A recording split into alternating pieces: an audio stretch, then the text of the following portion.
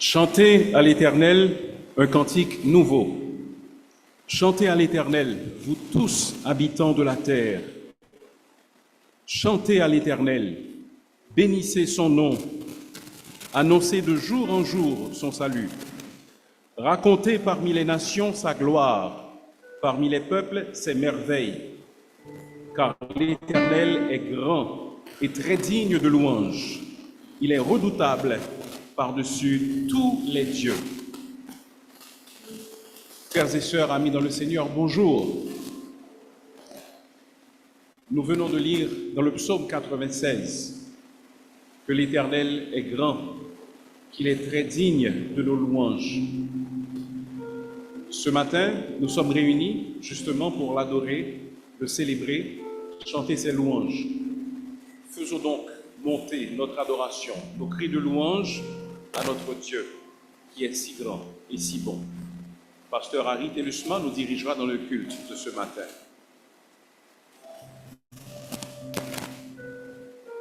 Frères et sœurs de l'Assemblée Shalom Baptiste Fondamentale, bonjour. Nous vous souhaitons la bienvenue à notre deuxième culte d'adoration pour le mois de juin. Et aujourd'hui est spécial pour les enfants, n'est-ce pas? Nous voulons souhaiter bonne fête à tous les enfants et nous voudrions leur dire que nous les aimons. Jésus-Christ les aime et nous les aimons également. Bonne fête à vous, chers enfants. D'accord. Il y a un programme spécial ce soir. Nous vous donnerons beaucoup plus de détails un peu plus tard. Donc, préparons-nous maintenant à adorer le Seigneur. Nous vous invitons à vous mettre debout. Nous allons chanter les paroles de ce cantique. Toujours ta divine présence.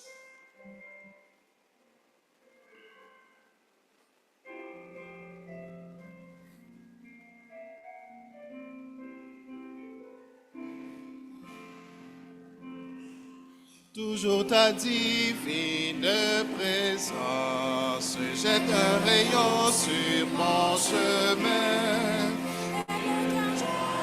Je m'avance, je n'ai pas peur du lendemain. Où tu voudras, je veux te suivre, agneau de Dieu. Conduis mes pas, vivre sans toi, ce n'est pas vivre. Je ne puis être où tu n'es pas. Oh, que jamais rien ne me voie. Ton doux regard bien aimé, dans le danger brillant étroit, le garde de mes yeux fixés sur toi. Où tu voudras, je veux te suivre, agneau de Dieu, conduis mes pas. Vivre sans toi, ce n'est pas vivre, je ne puis être où tu n'es pas. Auprès de toi, la vie est belle, c'est le bonheur, la liberté. C'est une jeunesse éternelle, le ciel, la félicité.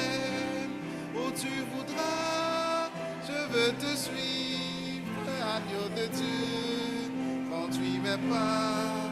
Vivre sans toi, ce n'est pas vivre, je ne puis être où tu n'es pas. C'est le cri d'un disciple de Christ qui dit « Où tu voudras, je veux te suivre ». C'est un disciple qui soumet sa volonté sous la volonté de son Seigneur, n'est-ce pas? Gloire à Dieu. Père, je t'adore. Dans un esprit de consécration.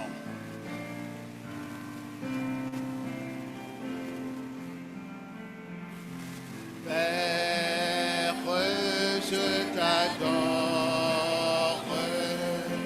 je te donne ma vie, je t'aime. Avec plus de force. Jésus, je t'adore, je te donne ma vie.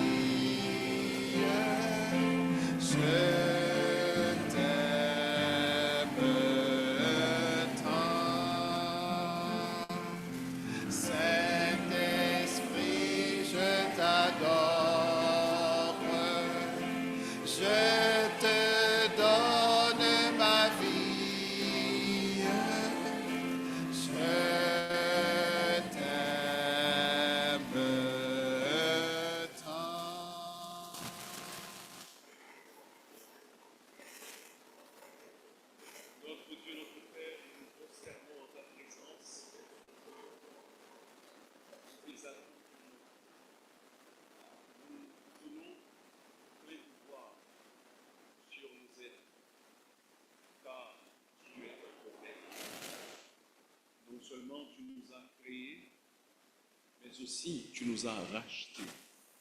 Nous t'appartenons donc. Nous sommes ton peuple, le troupeau de ton pâturage. Accepte en ce jour l'adoration que nous sommes venus t'offrir. Seigneur, ouvre nos yeux pour que nous contemplions les merveilles de ta parole et pour que nous te voyions également avec les yeux de nos cœurs. Fais que nous ressortions de ce lieu étant davantage semblables au Seigneur Jésus, aimant davantage nos frères et surtout t'aimant davantage. Cette grâce, nous la réclamons au nom de notre Seigneur Jésus. Amen. Merci de rester debout. Nous allons faire la lecture de la parole de Dieu en Deutéronome chapitre 6, du verset 1er au verset 9e. Deutéronome chapitre 6, verset 1 à 9. Nous allons faire cette lecture de manière alternative.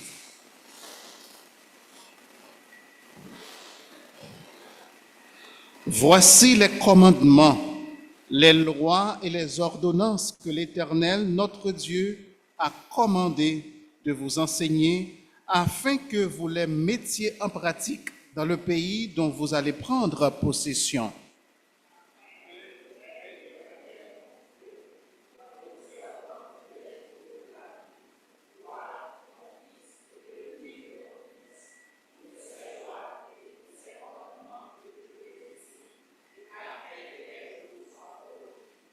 Tu les écouteras donc, Israël, et tu auras soin de les mettre en pratique afin que tu sois heureux et que vous multipliez beaucoup, comme te l'a dit l'Éternel, le Dieu de tes pères, en te promettant un pays où coule le lait et le miel.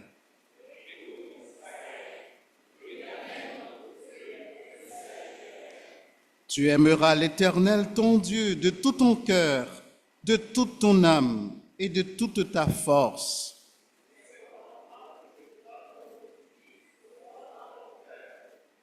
Tu les inculqueras à tes enfants et tu en parleras quand tu seras dans ta maison, quand tu iras en voyage, quand tu te coucheras et quand tu te lèveras.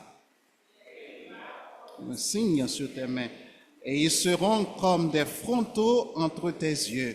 Tu les écriras sur les poteaux de ta maison et sur tes portes. Amen. Ce n'est pas une punition que je vous donne de vous garder debout jusqu'à cette minute. Il semble que vous voulez vous asseoir. Eh bien, vous êtes des soldats, chantons « Mes yeux ont vu la gloire de Jésus-Christ, notre Dieu. » Mes yeux ont vu la gloire de Jésus-Christ, mon sauveur, qui remporte la victoire sur la croix pour le pécheur. Le clairon a déjà sonné, écoutez, soldats de Dieu, Jésus va de l'avant. Gloire, gloire, alléluia, gloire, gloire, alléluia, gloire, gloire, alléluia. Jésus va de l'avant. Les hommes, mes yeux ont vu le calvaire et le bois cruel dressé, et j'entendis sa prière, cri de son cœur angoissé, l'épine sur son front, c'est bon que d'angoisse a percé. Jésus va de l'avant. Tout le monde. Gloire, gloire, alléluia, gloire, gloire, alléluia, gloire, gloire, alléluia. Jésus va de l'avant. Les femmes et les filles. Oh, ça.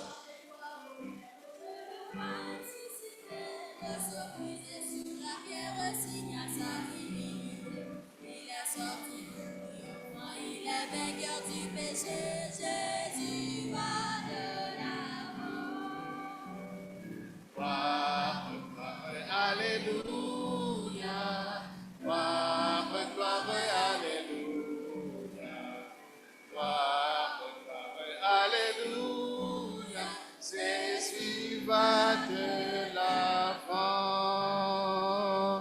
Juste avant de vous rasseoir, permettez que je demande aux enfants de chanter le refrain. Chers enfants, allons-y. Puisque je suis un enfant, je vais chanter avec eux aussi. Hein. Allons-y. Gloire, gloire. Gloire, gloire, alléluia. Gloire, gloire, alléluia. Jésus Va de l'avant. Je ne peux pas comprendre cela. J'ai vu Marlène, Réjeanne et d'autres adultes en train de chanter. Vous êtes des enfants?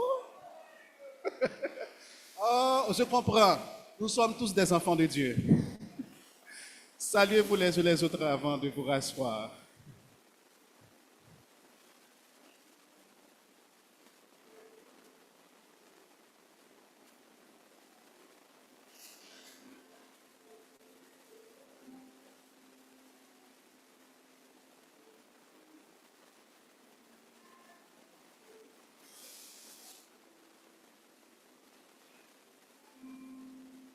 Encore une fois, nous sommes très contents de vous accueillir à notre culte d'adoration. Ce matin, nous sommes à l'Assemblée Shalom, Baptiste fondamental, et nous saluons de manière particulière ceux qui sont en train de suivre ce culte d'adoration sur Zoom ou bien sur YouTube.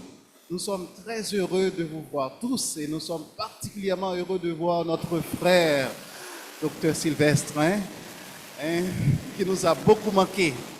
Nous sommes très contents de te voir, mon frère. On peut te saluer après, te donner des câlins. Il nous arrive souvent de nous trouver dans des situations où nous savons quoi faire, n'est-ce pas? Des situations sans issue. Mais nous avons un recours, notre Seigneur Jésus-Christ, n'est-ce pas? À qui aller? C'est le titre du prochain cantique.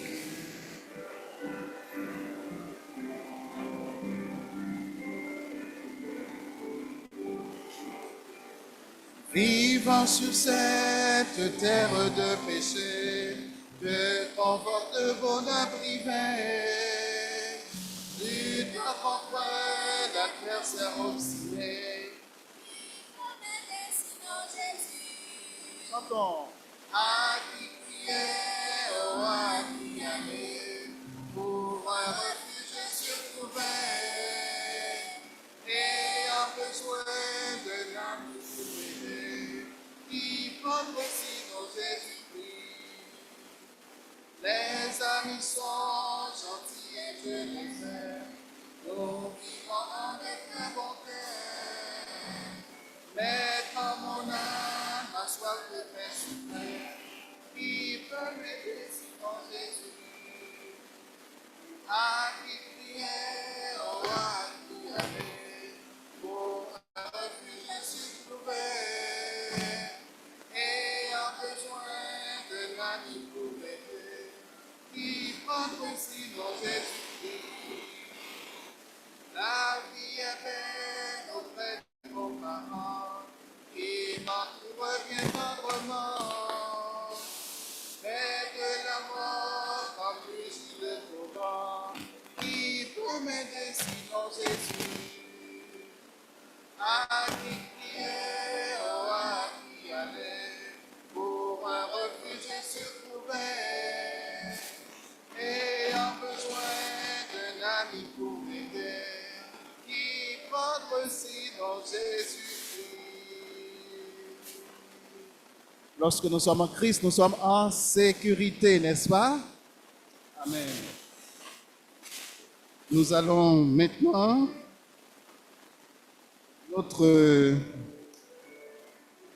notre musique.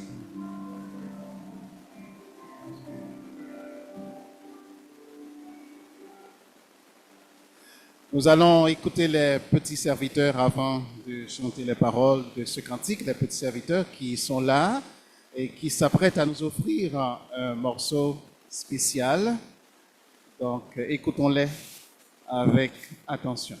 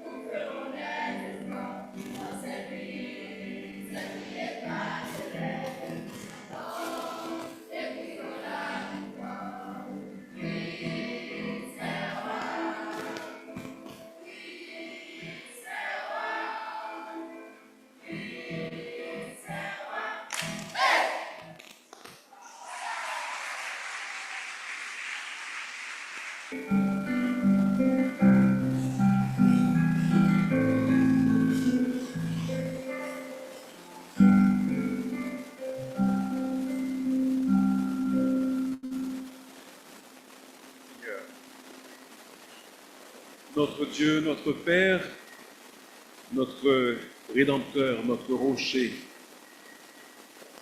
quel privilège, quel bonheur de pouvoir nous approcher de toi ce matin, de venir en ta présence avec des chants sur nos lèvres, avec la reconnaissance dans nos cœurs, avec des remerciements pour tes bienfaits innombrables. Nous t'exaltons et nous célébrons ton nom parce que tu n'as point de pareil, ô notre Dieu. Tu domines sur toutes choses. Si nous levons les yeux vers les cieux, tout ce que nous voyons, les astres, les galaxies, tu les as toutes créées. Si nous regardons autour de nous, nous contemplerons les merveilles de la nature, les plantes, les fleurs, les animaux. Si nous regardons au-dedans de nous-mêmes, nous voyons également ta main à l'œuvre. Comme le disait le psalmiste, nous sommes des créatures merveilleuses et notre âme le reconnaît bien.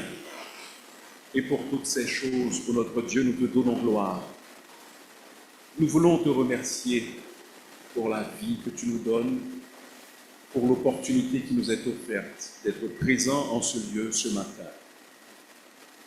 Merci pour ces enfants dont nous avons entendu la voix.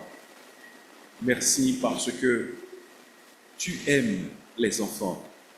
Notre Seigneur Jésus a démontré qu'il aime également les enfants. Lorsqu'il était sur terre, il les a pris, il les a bénis. Et les enfants également ont montré leur attachement envers lui. Permet que, à son image, nous puissions aimer aussi les enfants et leur prouver cet amour.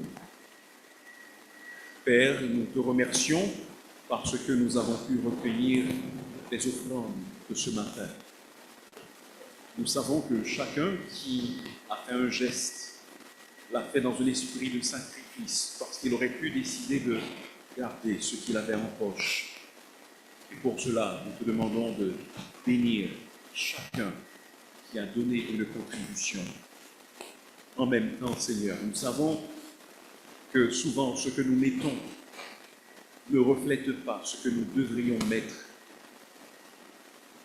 parce que nous devrions te donner avec reconnaissance, avec libéralité, avec joie.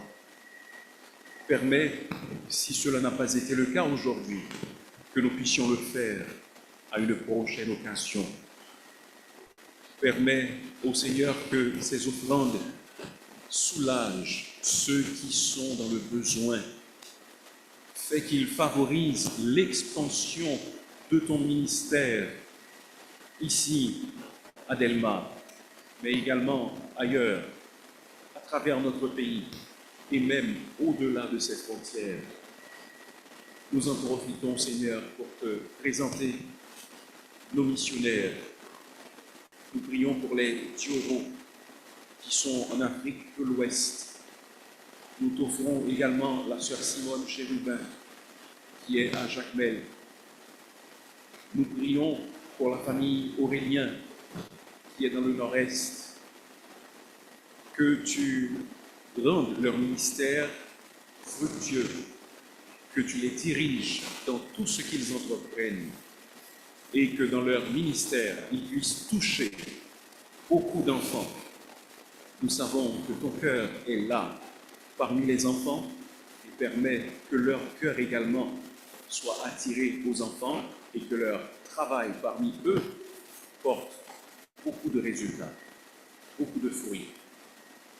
Éternel, nous venons ce matin, en ce jour où nous pensons aux enfants, parce que c'est la journée nationale de l'enfance, nous voulons te prier pour les organismes d'État qui œuvrent à la réhabilitation des enfants et aussi à leur éducation.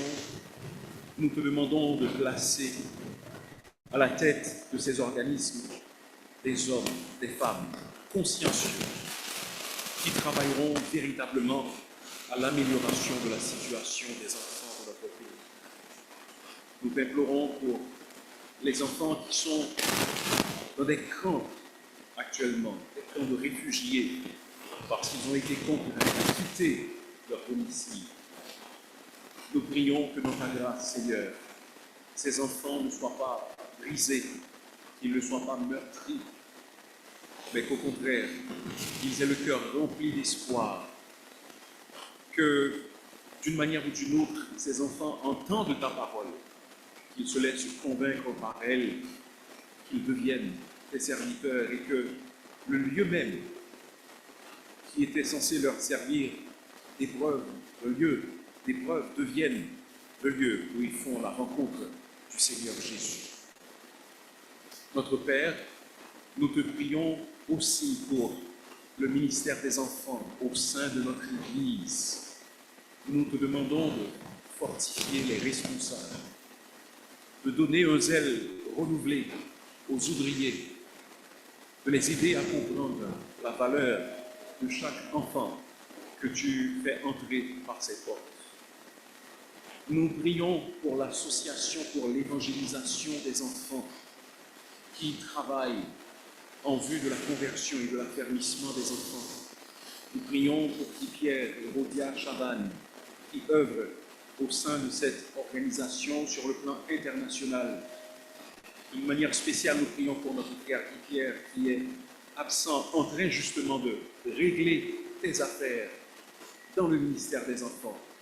Fais réussir son voyage, permet qu'il contacte des personnes qui sont prêtes à se donner à ce ministère. Fait que les enfants des différents pays par lesquels il va passer puissent grandir dans leur foi et connaître Jésus, que tu le protèges, que tu le gardes, particulièrement durant ces semaines de voyage. Notre Père, nous voulons t'offrir notre assemblée tout entière et te demander de nous donner un fardeau particulier pour les enfants parce qu'ils représentent l'avenir de l'Église. Ils sont même le présent de l'Église. Et nous te demandons, ô Éternel, de nous donner la sagesse nécessaire pour que nous sachions comment les guider, comment les conduire à toi.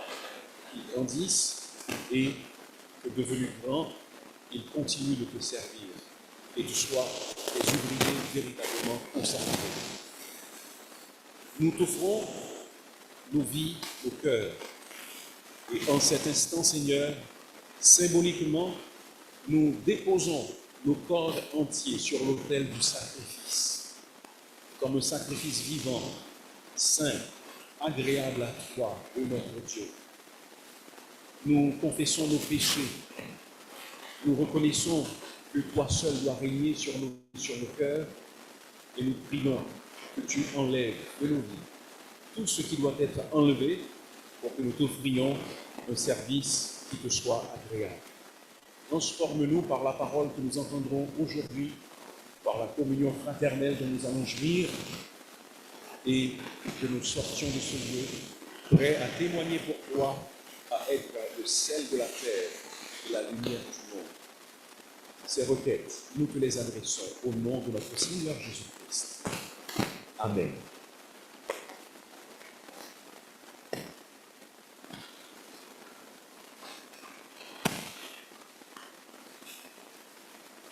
Préparons-nous à écouter la deuxième lecture qui nous sera faite en Proverbes chapitre 1er, versets 7 à 19.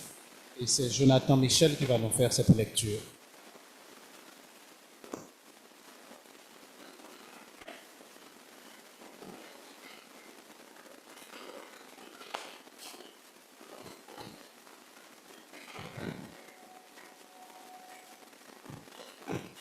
Jonathan Michel va venir pour nous faire la lecture en Proverbes chapitre 1er, versets 7 à 19. C'est un enfant, on l'attend.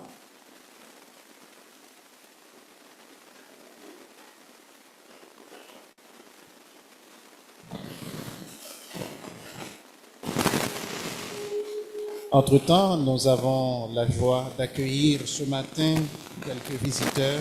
Nous avons la joie d'accueillir Jules, Willine. Willine, est-ce qu'on peut te voir de la main? Bienvenue, Willine, parmi nous. Nous avons aussi la joie d'accueillir Judette. Judette. Bienvenue, Judette. C'est un honneur pour nous de recevoir également ce matin Tibère. Bienvenue parmi nous. Charles. Bob, un étudiant du STEP, n'est-ce pas? Nous sommes contents de vous voir ce matin et nous espérons que vous allez revenir une prochaine fois.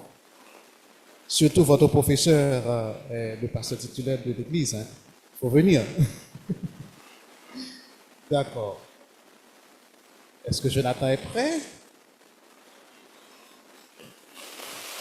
Jonathan n'est pas encore prêt. Et il faut que ce soit la voix d'un enfant.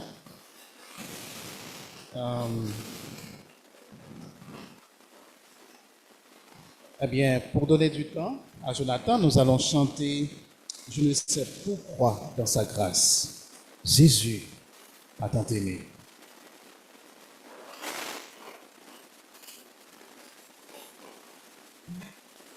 On donne du temps à Jonathan. Il peut prendre son temps.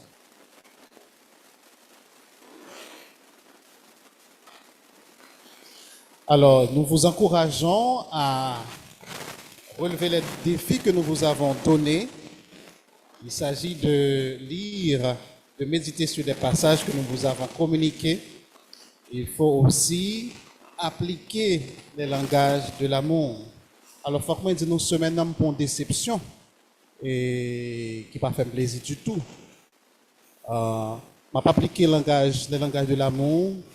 Et il y a des choses qui me fait jus. Fait jus papaye. Et puis là, je me fais jus, passer mop. Et puis, je me dis, madame, je n'ai pas appliqué le langage de l'amour là. Et puis, madame, je regarde et me dit, ah, et révision à faire, mon cher. Moi, je fais ça déjà. C'est révision à faire. Bon, puis bon, parce que quelqu'un qui ne peut même faire révision. Donc, il faut que je fasse l'autre bagaille pour me faire, parce que on dit que c'est révision m'a fait. Mais, on ne peut pas faire rien du tout pour faire révision. D'accord? Appliquer le langage de l'amour. Jonathan est là, on lui cède le micro pour la lecture de ce passage.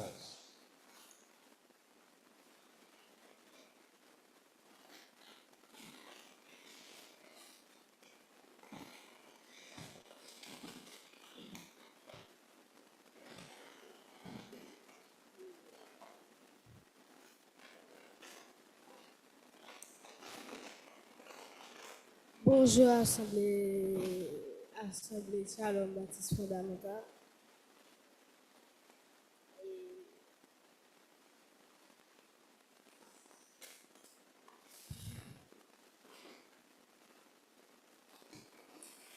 On va faire la deuxième lecture dans le passage de Proverbe, premier verset 7 à 19.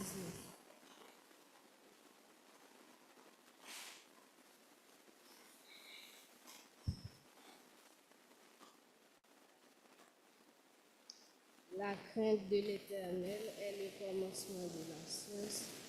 Les insensés méprisent la sagesse et l'instruction. Écoute, mon fils, l'instruction de ton père et ne rejette pas l'enseignement de ta mère, car c'est une couronne de grâce pour ta tête et une parure pour ton cou.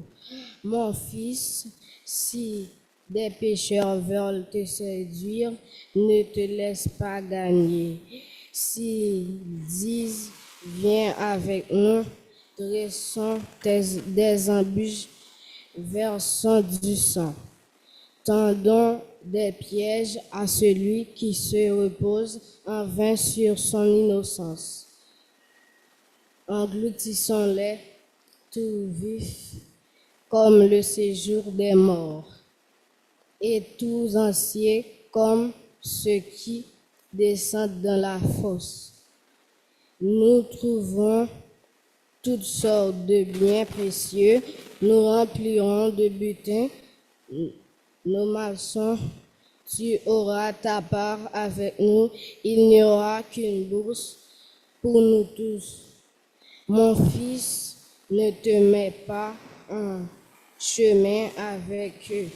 Détourne ton pied de leurs sentiers, car leurs pieds courent au mal et ils ont hâte de répandre le sang. Mais en vain, jette-t-on le filet devant les yeux de tous ceux qui ont des ailes. Et eux, c'est contre leur propre sang qu'ils dressent des embûches, c'est à leurs âmes qu'ils tentent des pièges. Ainsi arrive-t-il, tout homme avide de gain, la cupidité cause la perte de ceux qui s'y livrent. Parole du Seigneur.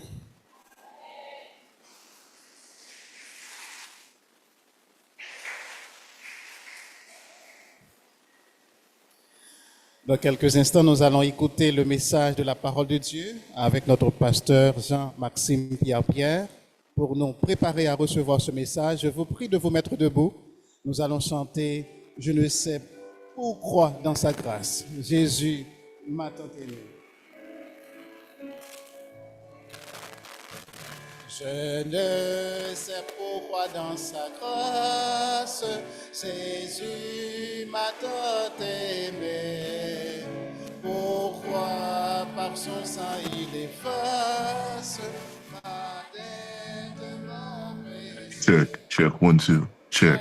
C'est quand lui j'ai la vie, il m'a sauvé dans son amour. Et avec force à même vie, j'attends l'heure de son retour. Check, 1, 2, check. Éclaire tout mon cœur. Comment j'ai compris ma misère et reçu mon sauveur. Et je sais quand lui j'ai la vie, il m'a sauvé. Check, 1, 2, 1, 2. 1, 2. J'attends l'heure de son retour. Je sais quelle est la mesure de joie et de douleur que pour moi faible créature réserve mon sauveur. Et je sais quand lui j'ai la vie, il m'a sauvé de son amour. Regardez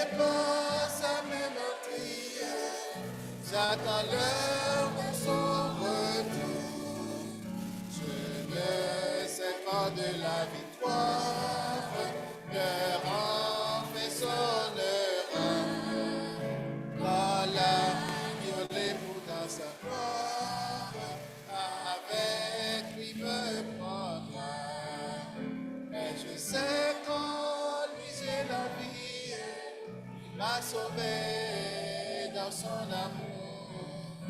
Et frappé par sa main meurtrière, j'attends l'heure de son retour. Amen. Vous pouvez vous rasseoir. Écoutons le message de la parole de Dieu.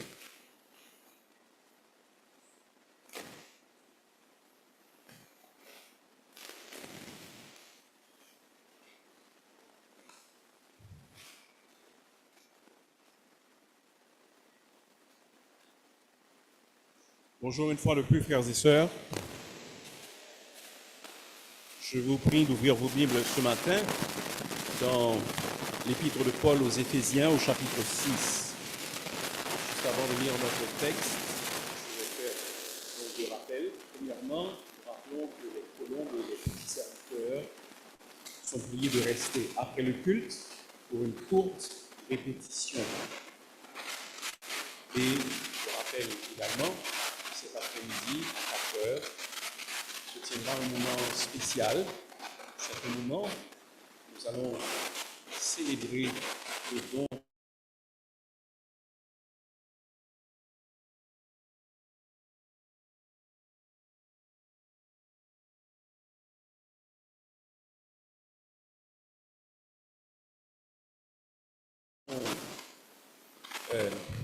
arrangés, se sont associés pour passer un moment spécial avec les enfants et les adultes qui sont également invités à être présents à l'église dans cet ministère, groupe ou activité de rapport direct avec les enfants, parce que nous croyons que les enfants sont chers aux yeux du Seigneur et nous avons pour responsabilité de les guider, de les conduire à leur âge au Seigneur de manière qu'ils puissent continuer à le servir.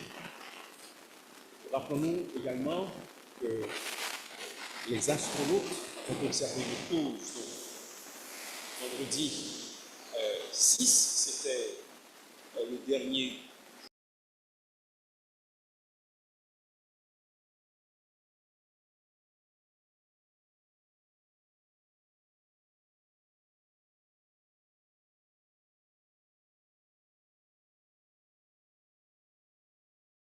jour pour les enfants, puis le club Shalom qui reprendra à partir de juillet jusqu'à septembre où on va recommencer avec le club des astronautes. Pour le mois de juin, fin de juin, début juillet, il n'y aura pas d'activité les vendredis pour les enfants. Nous espérons que les ouvriers vont pouvoir se reposer et jouir de cette pause. Nous demandons à la logistique de faire le nécessaire avec le son, de manière que ce soit vraiment optimal. Merci de nous aider en ce sens et de faciliter l'audition du message par l'Assemblée. Éphésiens chapitre 6, lisons le verset 4. Éphésiens 6, 4. C'est le seul verset que nous allons lire pour débuter. C'est le verset de la semaine également. Voici ce que nous lisons. Et vous, pères, n'irritez pas vos enfants, mais élevez-les en les corrigeant et en les instruisant selon le Seigneur. Laissez-moi en relire. Et vous, pères, n'irritez pas vos enfants, mais élevez-les en les corrigeant et en les instruisant selon le Seigneur. Laszlo Polgar, c'est un nom peu familier, mais c'est un pédagogue hongrois. Il est encore en vie. Ce pédagogue voulait prouver qu'on ne naît pas étant un génie, mais que les gens deviennent des génies, entre guillemets, en travaillant dur. C'est ce que Polgar a voulu prouver. Et pour cela, il a fait une expérience et il a utilisé ses 3 filles Comment est-ce qu'il s'y est pris? Il a voulu prouver que chacune de ces 3 filles pouvait être championne en échecs. Le jeu d'échecs. Le jeu d'échecs, c'est un jeu qui demande beaucoup de stratégie, qui réclame une réflexion profonde et qui demande qu'on puisse anticiper plusieurs coups. Eh bien, qu'a fait ce pédagogue hongrois? Très jeune, il a commencé à instruire ses filles pour qu'elles deviennent des expertes en échecs. Dès l'âge de 4 ans, ces filles qui étaient éduquées à la maison ont commencé à passer 5 à 8 heures par jour à étudier et à pratiquer les échecs. Il a aussi ajouté à leur éducation les langues et les mathématiques. L'ambiance familiale était agréable malgré l'intensité des entraînements et de la pratique. Quels ont été les résultats de cette expérience? Bien, voici quelques-uns des résultats de l'expérience. Suzanne, la fille aînée de Polgar, est devenue la joueuse numéro 1 au monde à l'âge de 15 ans. Elle a remporté le championnat du monde féminin en 1996. Peut-être direz-vous que c'est un hasard. L'une d'entre elles est peut-être bonne en échec, mais regardons la suite. La cadette, Sophia, est devenue l'une des 10 meilleures joueuses féminines à 14 ans. Quant à la plus jeune, Judith, elle fait partie encore aujourd'hui du top mondial des 10 meilleurs joueurs d'échecs. C'est la seule femme à faire partie de cette catégorie. Et elle reste encore aujourd'hui la meilleure joueuse d'échecs féminine de tous les temps. Pourquoi est-ce que je vous en parle? C'est pour vous dire que ce n'est pas par hasard que nos enfants deviennent ce qu'ils deviennent. Et si cet homme, ce pédagogue, a pu préparer chacune de ces 3 filles pour qu'elles deviennent des expertes dans le jeu d'échecs, laissez-moi vous dire que nous également, parents chrétiens, nous pouvons faire la même chose sur le plan spirituel pour nos enfants. Nous pouvons et nous devons préparer nos enfants à devenir des champions et des championnes pour Dieu. Et c'est possible. Tout comme les 3 filles sont devenues des joueuses hors pair, ainsi nos enfants peuvent devenir également des serviteurs et des servantes de Dieu, si nous les préparons à être de véritables champions pour Dieu. Qu'en est-il pour chacun d'entre nous, parents ici présents? Est-ce que nous préparons nos enfants à être des champions pour Dieu? Peut-être dites-vous, bon, l'heure est déjà passée pour moi, je n'ai plus l'opportunité parce que mes enfants ont grandi, mais peut-être que vous pouvez préparer vos petits-enfants à être des champions pour Dieu. Peut-être dites-vous également, je n'ai pas encore l'âge pour cela. Eh bien, vous pouvez vous préparer de sorte que lorsque vous aurez des enfants, ils puissent être des champions également pour Dieu. C'est possible. La parole de Dieu nous donne les ressources nécessaires pour que nous conduisions nos enfants à le servir, à l'aimer de tout leur cœur. Et dans le verset 4 d'Éphésiens chapitre 6, nous trouvons des instructions, des indices en ce sens, et c'est ce que nous allons essayer de faire. Nous allons essayer de découvrir ces indices que nous trouvons en Éphésiens chapitre 6 et le verset 4. Premièrement, ce verset nous révèle les principaux responsables de l'éducation des enfants. Les principaux responsables de l'éducation des enfants. C'est notre premier point. Ceux qui, en fait, ont entre leurs mains la plus grande possibilité de permettre que leurs enfants deviennent des champions pour Dieu. Ce sont les pères. Pères, et vous, pères, commence le verset 4. Ceux qui ont la responsabilité première de l'éducation des enfants, ce sont les pères. En général, il est vrai que les mères passent plus de temps avec leurs enfants à cause de la nature de leur relation. Cependant, devant Dieu, les pères, surtout, sont ceux qui influencent leurs enfants en tant que chefs de famille. Devant Dieu, les pères sont ceux qui ont la responsabilité de veiller à l'éducation de leurs enfants. Ce sont eux qui déterminent les grandes lignes de l'éducation familiale. Ce sont également eux qui auront à rendre compte à Dieu au jour du jugement sur la manière dont ils auront élevé leurs enfants. Donc, ceux qui sont des pères, ils ont une responsabilité particulière. C'est vrai qu'aujourd'hui, c'est le jour des enfants. Cependant, il n'y aurait pas d'enfants sans père. C'est pour cela que nous insistons sur le rôle des pères, sur leur responsabilité en ce sens. Le rôle des pères est essentiel dans l'éducation des enfants. Et leur absence dans la vie des enfants entraîne souvent des conséquences catastrophiques.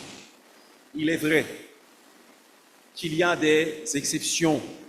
Peut-être que vous-même, vous avez grandi dans une famille où votre père était absent. Dieu peut encore se servir de vous. Vous pouvez malgré tout être un champion pour Dieu. Nous le savons. Car la grâce de Dieu peut vous aider à surmonter cet obstacle tellement difficile dans votre vie. Cependant, d'une manière générale, lorsque les pères sont absents, il y a pas mal de problèmes qui s'en suivent. L'absence d'une figure paternelle peut entraîner, par exemple, des difficultés relationnelles et une instabilité dans les interactions sociales. On n'arrive pas à s'entendre avec les autres, on devient conflictuel. Cela peut entraîner le manque de reconnaissance et d'affection paternelle peut affecter la confiance en soi, particulièrement chez les filles.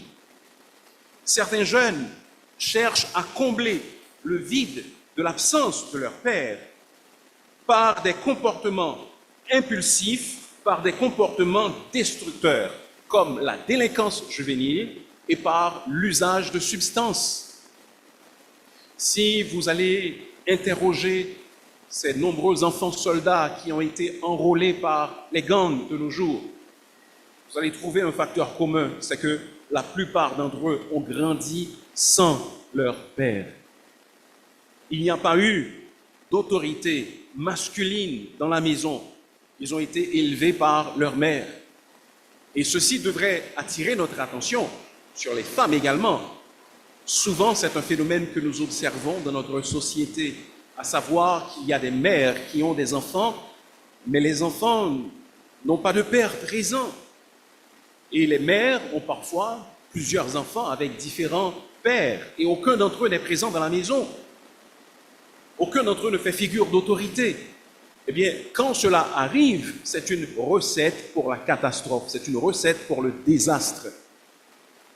Je sais, j'ai entendu des femmes dire, ou des gens parler de femmes qui ont dit qu'elles veulent quand même avoir un enfant, même si elles ne sont pas mariées. Ne commettez pas cette erreur, parce que ce n'est pas l'idéal de Dieu. Il existe des orphelins, il y a des pères qui sont morts, et ça fait toute une différence lorsque l'enfant sait que son père est mort.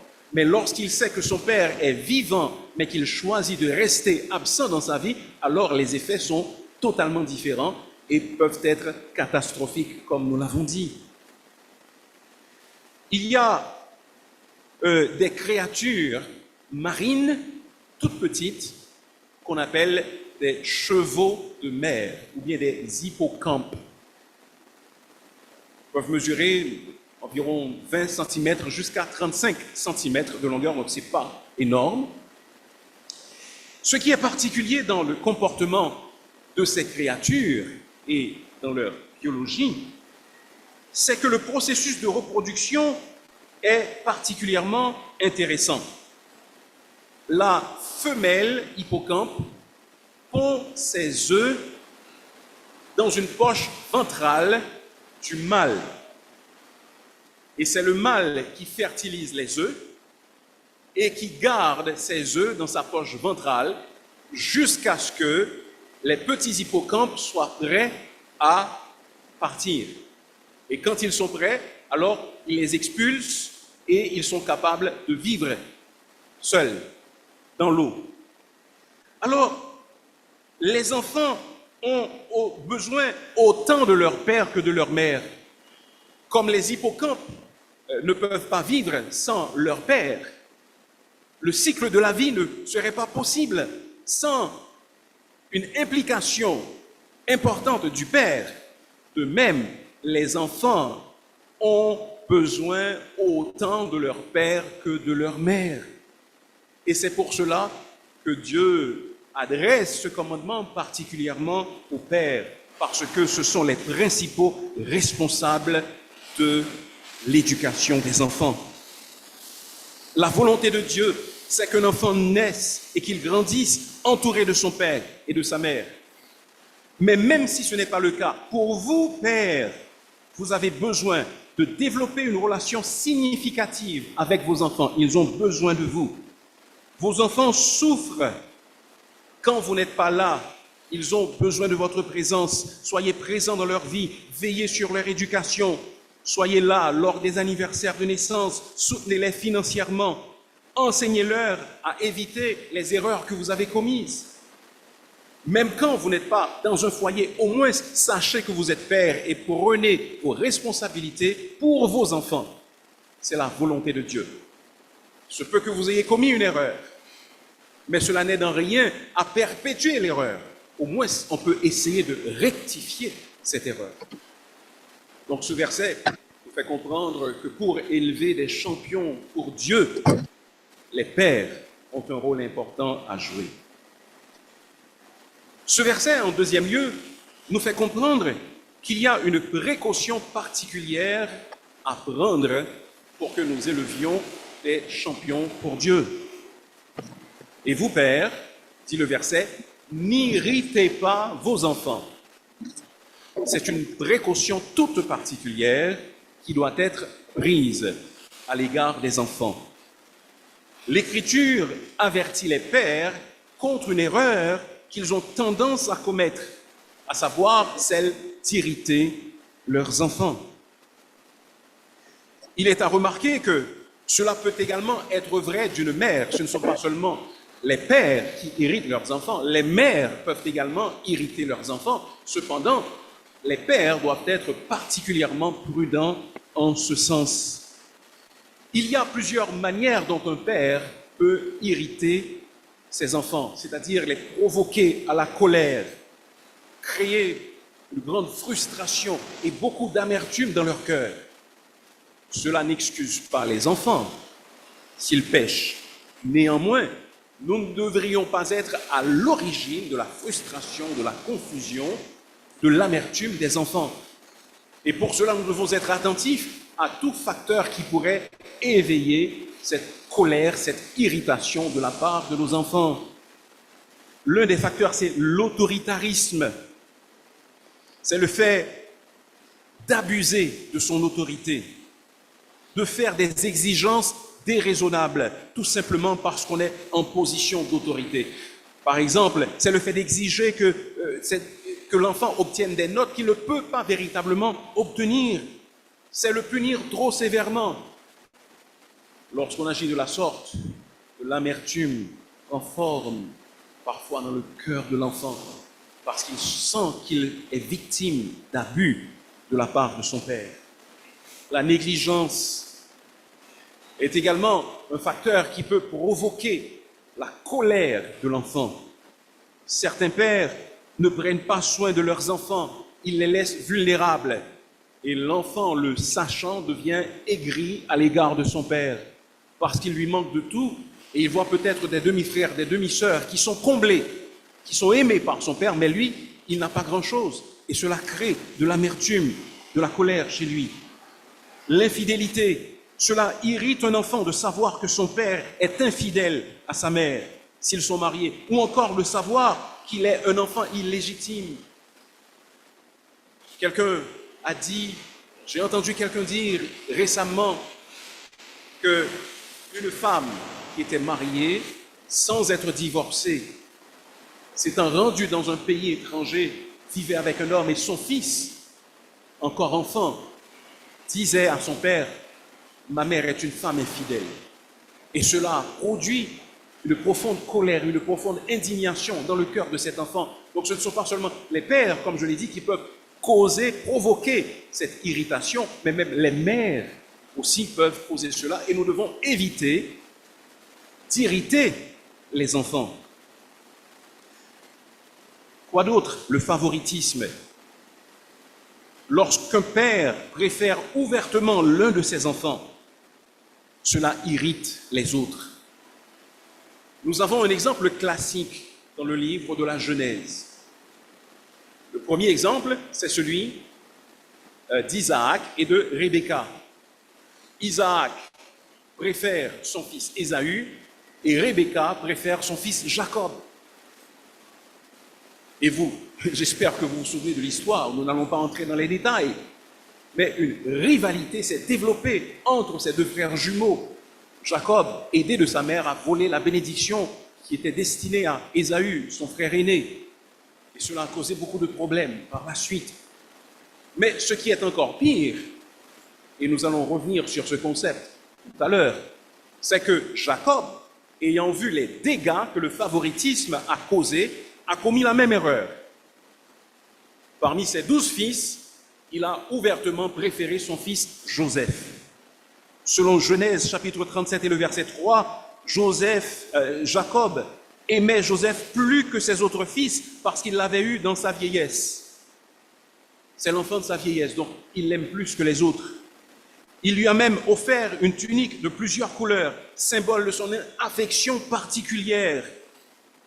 Et ses frères sont devenus jaloux et incapables de lui parler avec amitié. Et ils ont comploté contre lui et l'ont vendu à des marchands. Ils ont fait croire à leur père que Joseph avait été dévoré par une bête sauvage.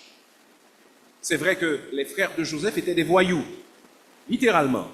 Nous avons étudié la Genèse et nous avons compris que ce n'étaient pas des enfants de cœur. Cependant, l'action, le favoritisme de Jacob a été pour beaucoup de la colère, du ressentiment de ses fils à l'égard de Joseph. Gardons-nous de faire montre de favoritisme envers nos enfants. La critique excessive, quand on insiste sur les erreurs d'un enfant, sans faire mention de ce qu'il fait de bon, quand l'enfant ne fait qu'entendre des critiques, cela l'irrite.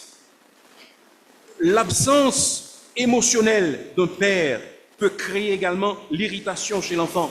Même si le père est présent, si sur le plan affectif, il n'est pas là, l'enfant ressent cela comme une absence et il peut également être en colère et s'irriter contre ce père. Les attentes irréalistes que les pères imposent parfois à leurs enfants sont des facteurs qui causent, qui provoquent de l'irritation chez les enfants. Lorsqu'on place par exemple des exigences trop élevées sur les enfants, alors on ne tient pas compte de leur volonté propre. On veut leur imposer un métier, on veut leur imposer une école, on veut leur imposer une certaine forme d'avenir. Cela irrite les enfants. L'hypocrisie d'un père peut irriter ses enfants.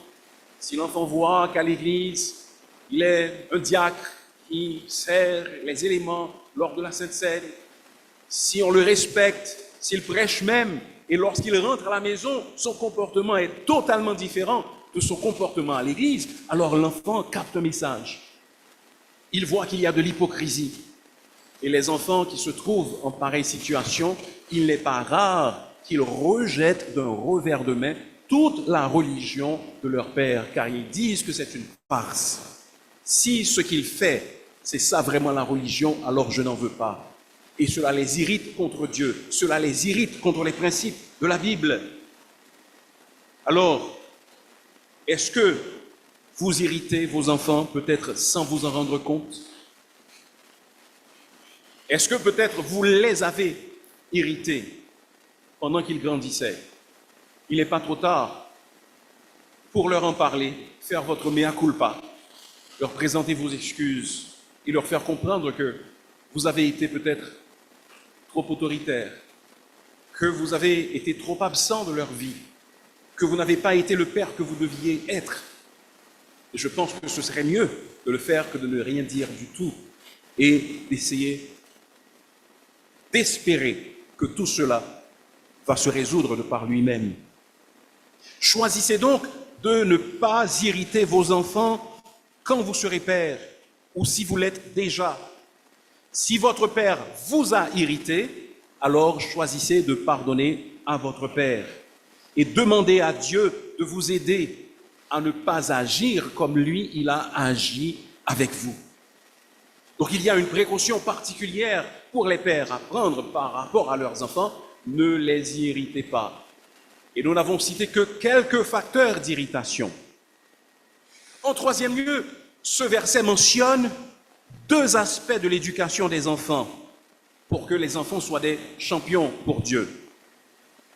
Le texte dit, mais élevez-les en les instruisant et en les corrigeant. Les deux mots qui sont utilisés sont traduits de manière diverse selon la version que l'on utilise. Cependant, ces deux mots suggèrent deux aspects dans l'éducation d'un enfant, à savoir l'instruction et la correction. Dire ce qu'il faut faire et régler ou ramener l'enfant sur la bonne voie lorsque l'enfant s'en écarte. Instruction, correction. Tout comme lorsque vous conduisez une voiture, il y a l'accélérateur et la pédale de frein. Les deux sont nécessaires pour que la voiture puisse circuler comme elle se doit. De même, dans l'éducation des enfants, il doit y avoir instruction et correction. Il ne peut pas y avoir seulement instruction sans correction, il ne peut pas y avoir seulement correction sans instruction. Les deux éléments doivent être présents. Les pères ont donc pour responsabilité d'instruire leurs enfants. Il y a plusieurs choses que nous avons besoin d'apprendre à nos enfants. Il faut apprendre à nos enfants, entre autres, à aimer Dieu. C'est là le plus grand commandement. Tu aimeras le Seigneur ton Dieu de tout ton cœur, de toute ton âme et de toute ta force. Les pères ont besoin d'apprendre à leurs enfants à aimer Dieu, à faire de Dieu leur premier amour. Les pères ont besoin également d'instruire les enfants et de leur montrer, de leur apprendre à aimer leur prochain. C'est le deuxième commandement. Ensuite, les pères, les mères ont pour responsabilité d'instruire les enfants pour qu'ils reçoivent le Seigneur Jésus-Christ comme leur sauveur personnel. Ils ont besoin d'instruire les enfants pour qu'ils sachent que ce n'est pas parce que leurs parents sont chrétiens que eux également, ils le sont. Ils ont besoin de prendre conscience personnellement du fait qu'ils ont besoin d'un sauveur, du fait qu'ils sont des pécheurs. Vous ne vous imaginez pas combien de fois je parle à des gens qui ont grandi dans des familles chrétiennes quand je leur demande quand est-ce que vous êtes parvenus à la conversion?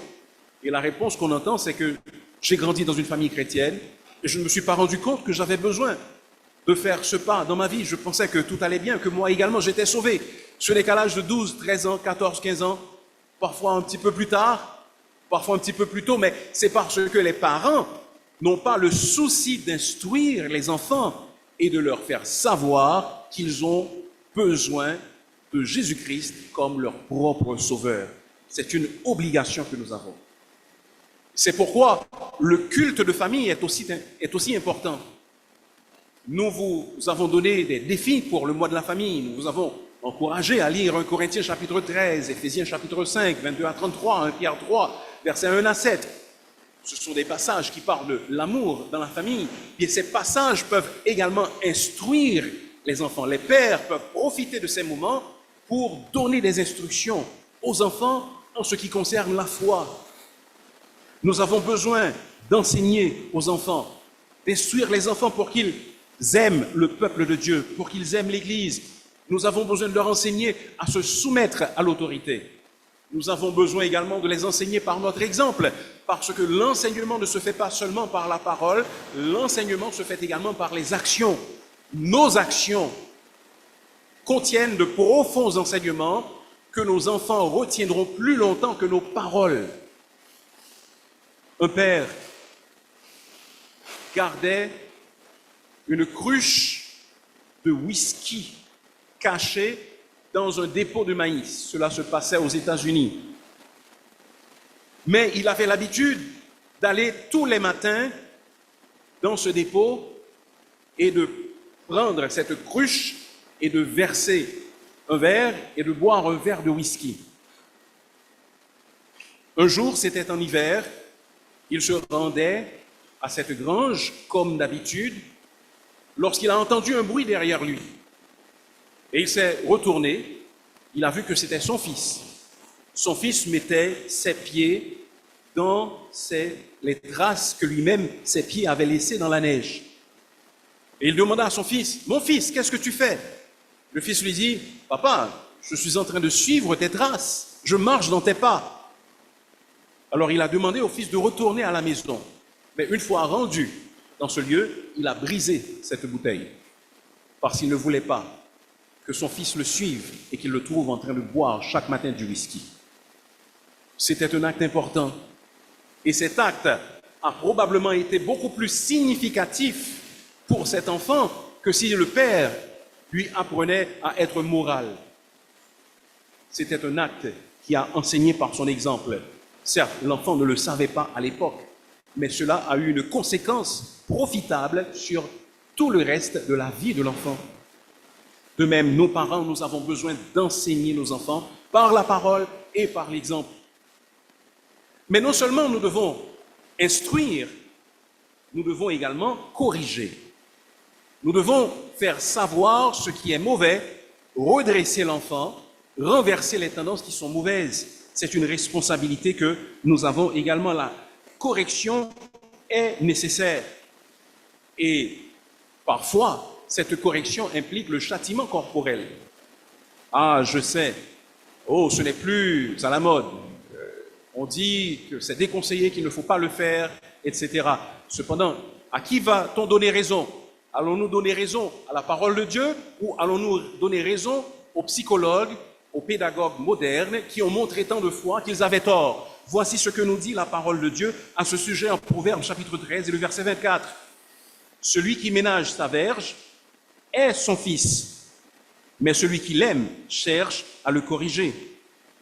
Même si la punition corporelle est décriée de nos jours, voici quelques principes que vous pouvez suivre de manière à l'appliquer convenablement.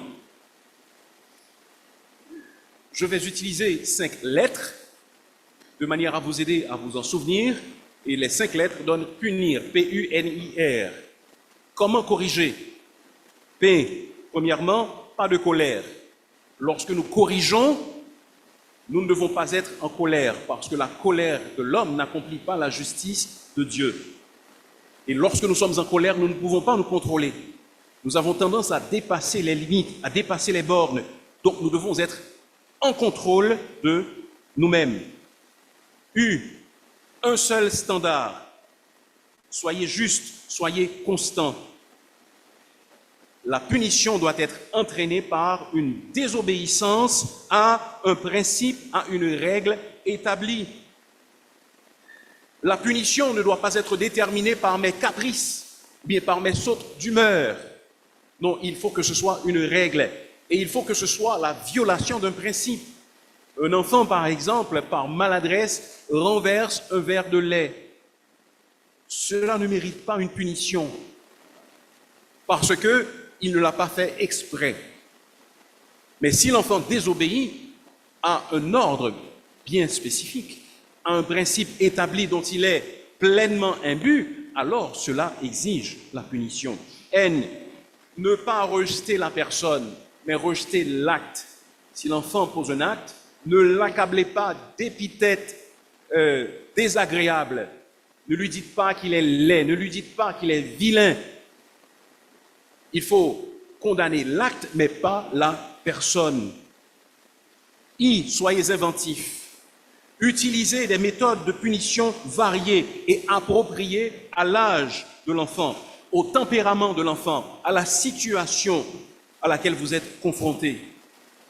Pour certains enfants, une simple privation du temps d'écran suffira. Une privation de certains privilèges suffira également. Pour d'autres enfants, il faudra agir de manière plus sévère pour que la leçon puisse passer. Parce que si on n'est pas sévère, alors l'enfant ne comprend pas. Et souvenez-vous que restaurer, c'est le but de la punition, même la punition corporelle. Ce n'est pas de faire souffrir l'enfant, mais c'est de permettre à l'enfant de savoir que ce qu'il a fait est mauvais et qu'il ne doit pas recommencer. Ce n'est pas tout simplement parce que je suis en colère, alors je te fais comprendre que je suis fâché et je te fais souffrir et je calme ma colère égoïste parce que je t'ai fait souffrir. Non, c'est parce que ce que tu as fait est mauvais, il ne faut pas recommencer. Et le moyen pour toi de ne pas recommencer, c'est de savoir que tu as souffert parce que tu l'as fait. C'est très simple comme principe. Donc, nous devons instruire et corriger. Et la dernière vérité que nous trouvons dans Éphésiens chapitre 4, chapitre 6, verset 4, c'est le critère le plus important de l'éducation des enfants. Si nous voulons préparer des champions pour Dieu dans la personne de nos enfants, alors nous avons besoin de comprendre ce critère le plus important dans l'éducation des enfants. Le verset se termine par « selon le Seigneur ». Élevez-les en les instruisant, en les corrigeant et en les instruisant selon le Seigneur. Le critère le plus important de l'éducation pour nous qui connaissons le Seigneur et qui sommes chrétiens, c'est que tout soit fait selon le Seigneur. Tout ce que nous faisons doit être en harmonie avec la parole de Dieu.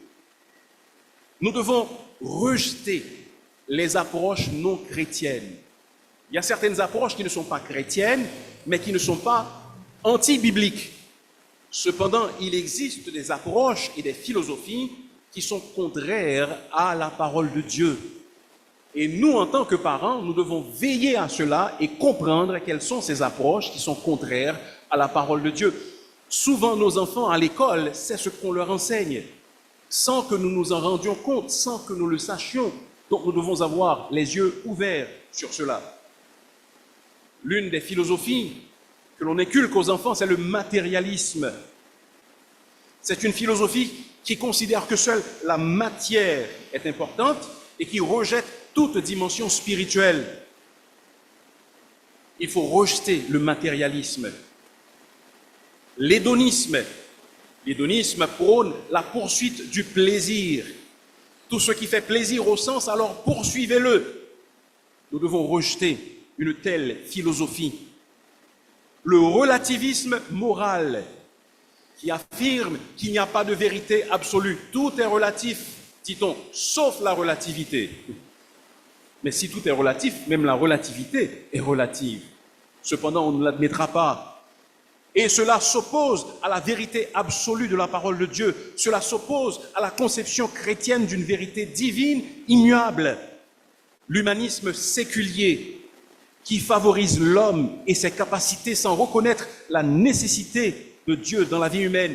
Je suis le maître de mon destin, je suis le capitaine de mon âme. Je n'ai pas besoin de Dieu. C'est ce qu'enseigne l'humanisme séculier. Et la seule approche qui convient et qui ne déçoit pas, ce n'est pas l'hédonisme, ce n'est pas le matérialisme, mais c'est le christianisme. Le christianisme reconnaît Jésus comme sauveur et comme modèle, la Bible comme manuel et comme autorité suprême, Dieu comme créateur et comme juge, les autres humains comme étant nos semblables, la vie comme étant une mission et l'éternité comme étant une destination. Nous devons élever nos enfants selon le Seigneur, pas selon les philosophies du monde, mais selon la philosophie de la parole de Dieu. Le christianisme est la seule philosophie, le seul enseignement, le seul mode de vie qui répond convenablement aux trois grandes questions existentielles, à savoir d'où venons-nous, qui sommes-nous, où allons-nous. Les autres philosophies ne le peuvent pas, seul le christianisme le peut. Faisons attention parce qu'il y a tant de faux enseignements qui passe à l'école, à la télévision, et que les gens acceptent sans même s'en rendre compte. Voici quelques-unes d'entre elles. J'ai souvent mentionné ces choses, mais je pense qu'il n'est pas inutile de les répéter. L'homme est un animal doué de raison. Vous souvenez-vous de ça, hein?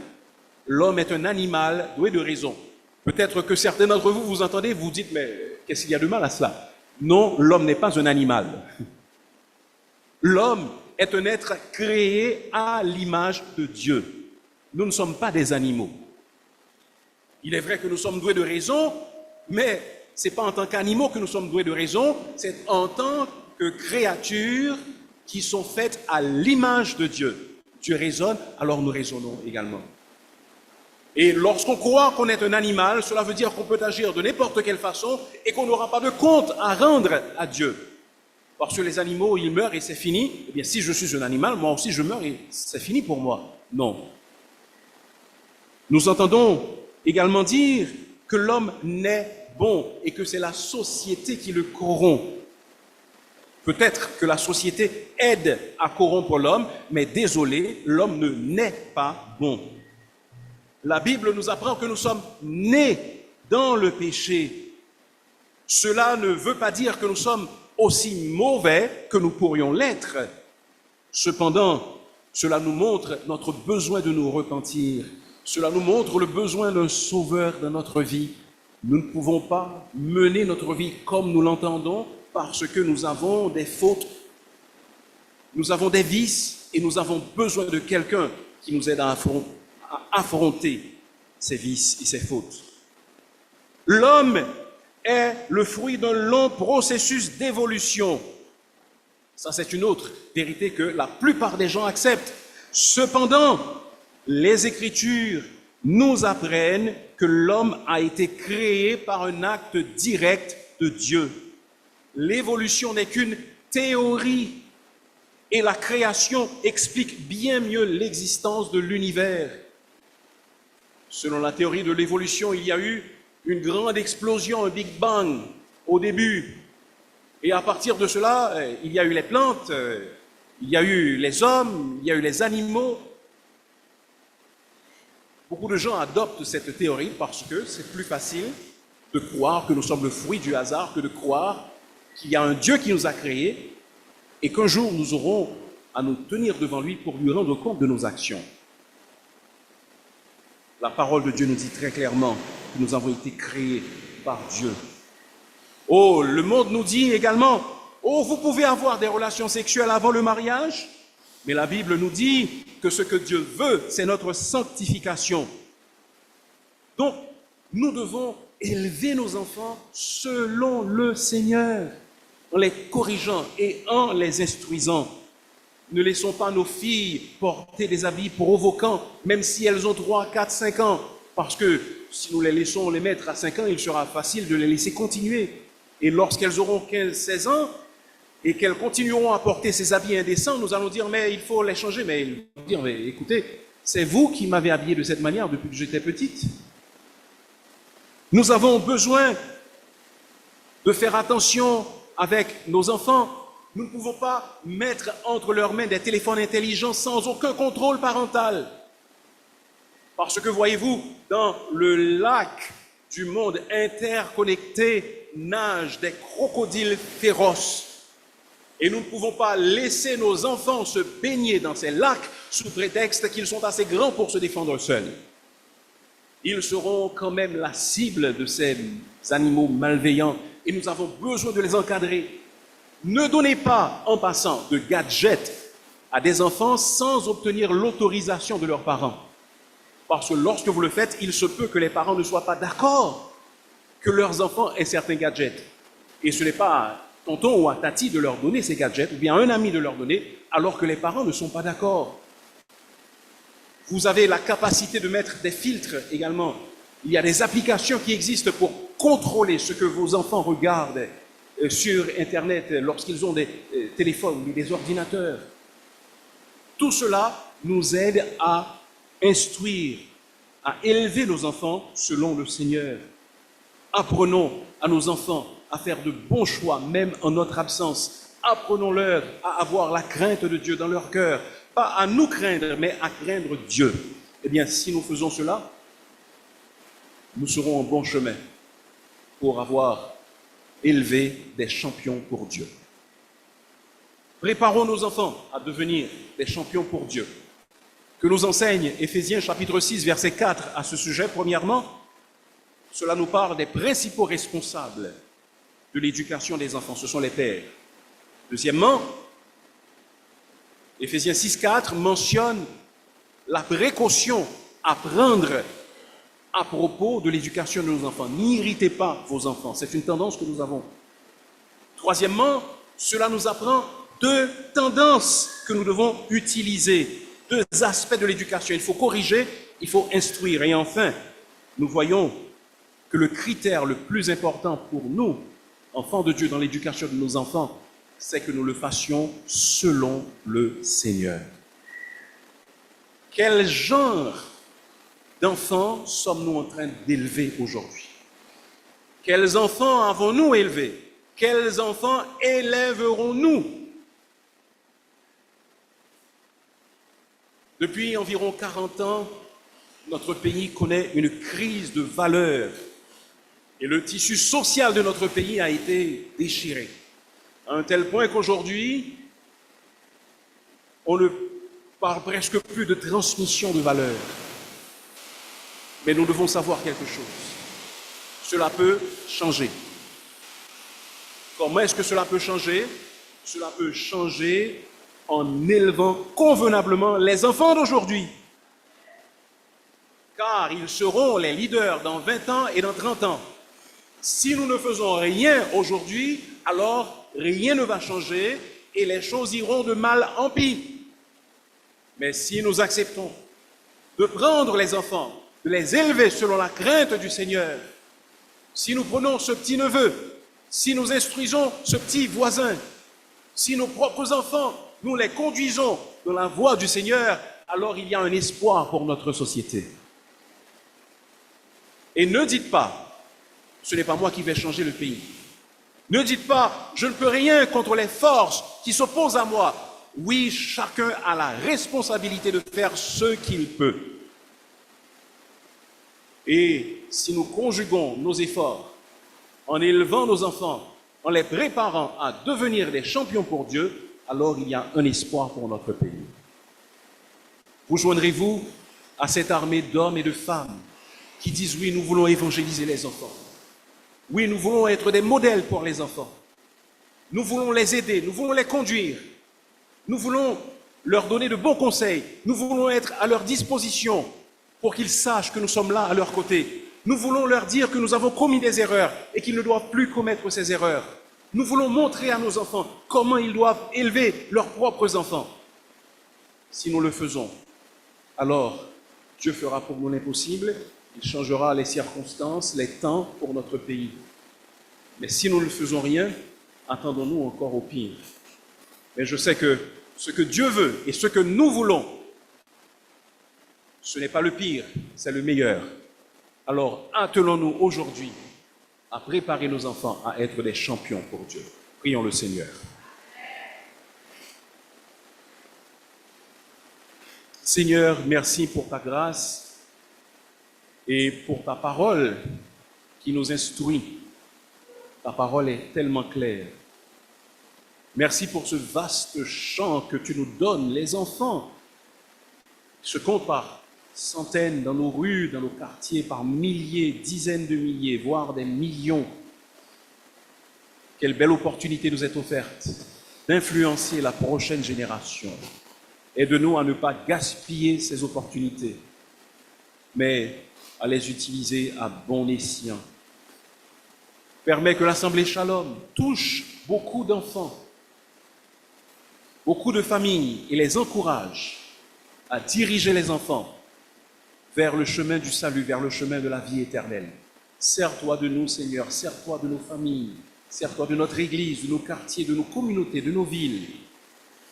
Ces grâces, toutes les réclamons, non que nous en soyons dignes, mais par le nom de Jésus-Christ, notre Sauveur. Amen.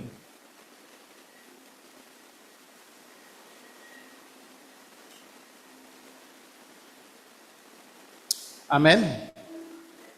Un message bien inspiré, bien étoffé, bien structuré et bien présenté également, n'est-ce pas? Nous remercions Pasteur Pierre pour ce message. Ça a été très édifiant pour nous. Moi, je suis très reconnaissant envers le Seigneur parce que j'ai grandi dans une maison, je n'avais pas de père pour m'instruire, comme modèle. Je n'avais pas de modèle au sein de la famille, mais le Seigneur a fait route avec moi. Il peut le faire aussi pour vous qui avez la même expérience que moi. Il peut faire de grandes choses dans votre vie. Le Seigneur a fait de grandes choses dans ma propre vie. Et je m'efforce avec l'aide de Dieu d'élever mes enfants selon sa volonté. Vous qui avez de mauvaises expériences en ce sens, sachez qu'il y a de l'espoir. D'accord? Juste avant de terminer, je voudrais remercier. Il vous arrive de voir des membres, plusieurs personnes qui traduisent pour les sourds-muets, qui nous viennent directement de l'Église baptiste de Bolos. Ce sont des gens qui renforcent le ministère envers les sourds-muets. Donc, je vous demanderai de les applaudir, s'il vous plaît. Merci beaucoup de votre aide envers les sourds-muets de l'Assemblée. Je vous prie de vous mettre debout. Nous allons chanter les paroles de ce cantique. Si je parlais,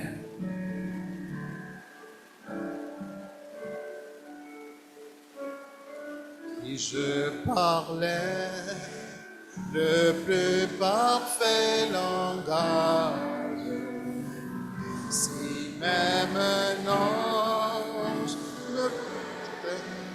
le sien, je voudrais, ce fut-il avantage.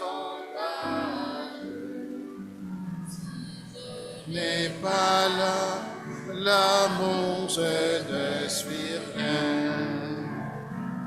Je ne suis rien qu'un air qui résonne, une cymbale au rythme répété. Tout manque encore aux grâces que Dieu donne. Si je n'ai pas au cœur l'amour, la charité, et quand j'aurai le don de prophétie, quand tout secret me serait révélé, j'atteindrai au savoir, au génie, quand je devrais partir être brûlé. Ou si ma foi transporte la montagne,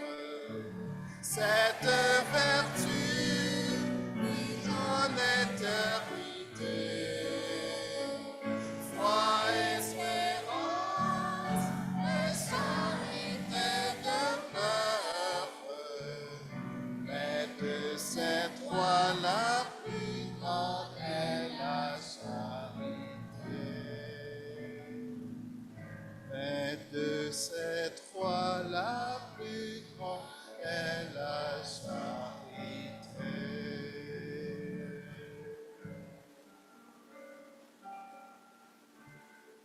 Amen. Recevons la bénédiction. Vous donc, bien-aimés qui êtes avertis, tenez-vous sur vos gardes, de peur qu'entraînés par l'égarement des impies, vous ne veniez à déchoir de votre fermeté. Mais croissez dans la grâce et dans la connaissance de notre Seigneur et Sauveur Jésus-Christ. À lui soit la gloire. De cette toi la plus grande, la charité. Merci d'avoir été des nôtres aujourd'hui. Nous vous souhaitons d'avoir un bon dimanche. N'oubliez pas ce soir à 4 heures le programme pour les enfants. Shalom.